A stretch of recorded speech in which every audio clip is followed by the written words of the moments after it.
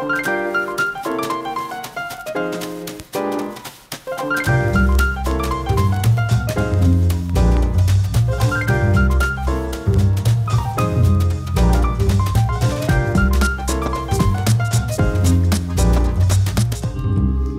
à tous et bienvenue dans le journal du théâtre. Aujourd'hui, avec les spectacles, nous allons vous faire visiter Paris. Et ça tombe bien, il fait beau aujourd'hui. Allez, tout de suite, on regarde le sommaire. Allons tout d'abord rue de la Huchette, au théâtre, qui a reçu un Molière d'honneur en 2000 pour sa fidélité à Ionesco.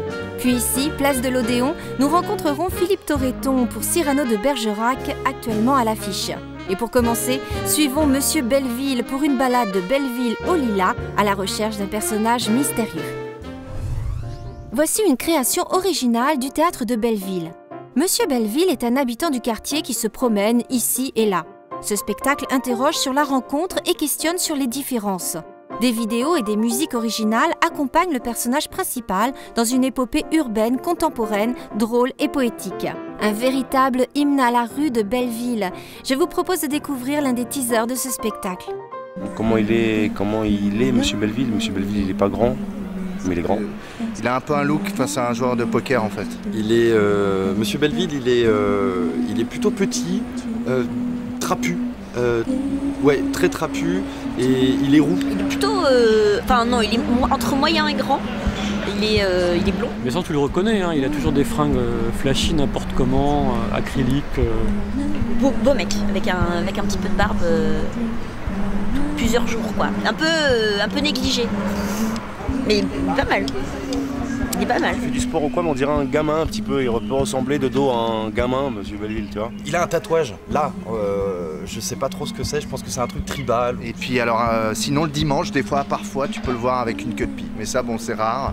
C'est un soleil un petit peu, c'est un soleil pour ceux qui le connaissent, qui le croisent, qui le voilà. Moi, ça fait un moment que je l'ai pas vu, hein. Et pourtant, on n'a pas eu d'hiver. Hein.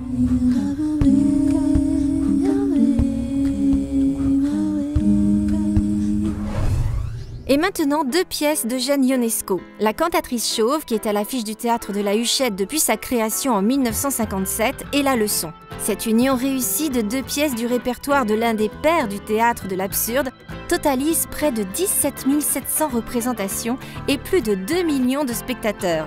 Deux spectacles incontournables à découvrir dans un lieu emblématique.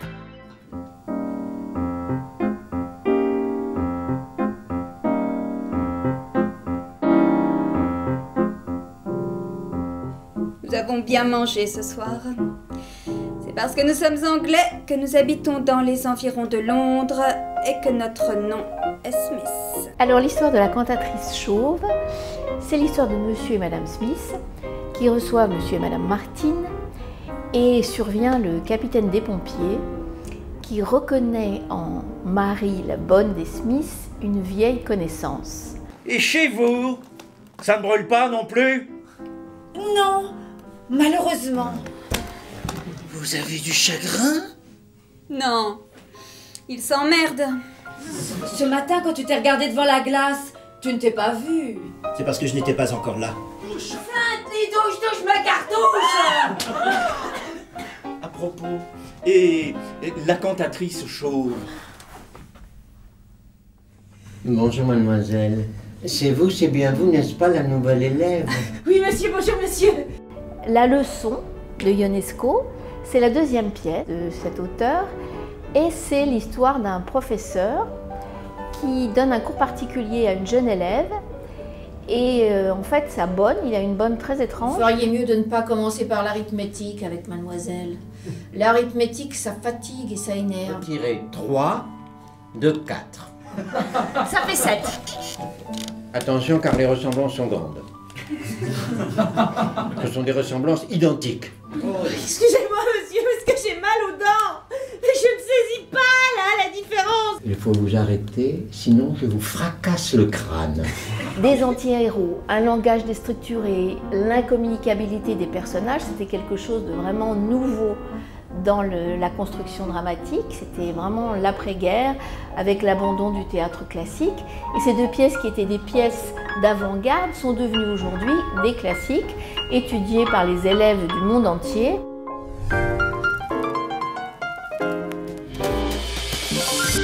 Nous profitons d'être ici au Théâtre de l'Odéon pour rencontrer Philippe Torreton, nommé pour le Molière du comédien dans un spectacle du théâtre public pour Cyrano, mise en scène par Dominique Pitoiset, dont nous apercevons juste derrière moi les décors.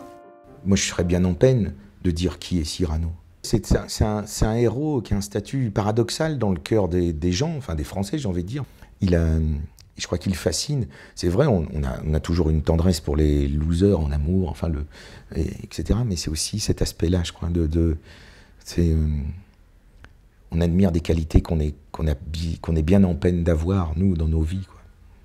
Et la preuve que le personnage est une notion trouble, c'est qu'on n'en finit pas de voir des Cyrano. Oui. Avec le même plaisir à chaque fois, dans des mises en scène très différentes, qu'elles soient classiques ou pas. Et donc ça prouve bien que c'est une quête. C'est une quête. Non, c'est ce qui m'intéresse au théâtre de plus en plus. C'est qu'est-ce que ça dit et comment faire entendre ça. C'est pour ça que dans la tirade des non-merci, et je déteste ce mot de tirade, parce que c'est pas une tirade, c'est ce que je dis toujours, c'est une réponse. Il y a Lebret qui lui pose une question, et Cyrano lui répond. Et à chaque fois, c'est des arguments. C'est pour ça que je voulais les faire entendre. De pas embarquer ça dans une tirade. Et il faut tout entendre. C'est ça quand même qui, pour moi, le respect vis-à-vis de Rostand. Rostand, il s'est quand même fait chier pendant des mois à écrire ça, en alexandrin, à trouver une langue magnifique et des arguments sublimes. Et je trouve que c'est étonnant comment, quand tout d'un coup on distille ça, comment les gens reçoivent, réagissent. Si on enchaîne tout, ça devient une sorte de mélopée comme ça. Alors on admire la voix de l'acteur ou sa dextérité, et on n'a rien compris. Et moi je préfère que les gens applaudissent pas, mais comprennent.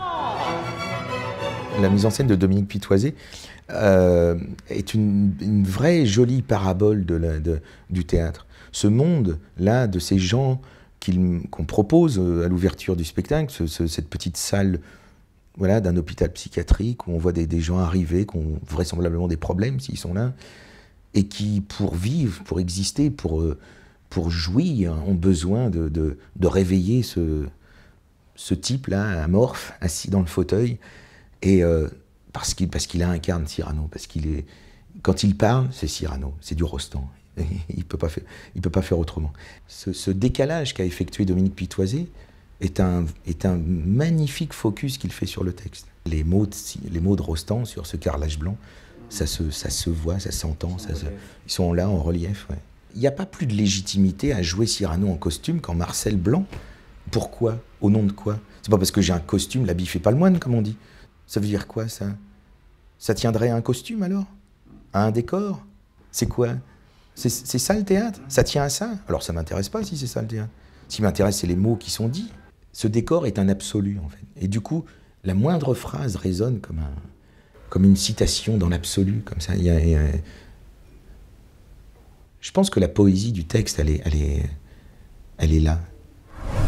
C'est la fin du journal du théâtre. Jean-Louis Barrault disait à propos du théâtre de l'Odéon qu'il dirigea de 1959 à 1968. Il est toujours le premier touché lorsqu'il y a des troubles sociaux. Il est couvert de cicatrices. Au revoir à tous et à très vite pour un prochain journal du théâtre.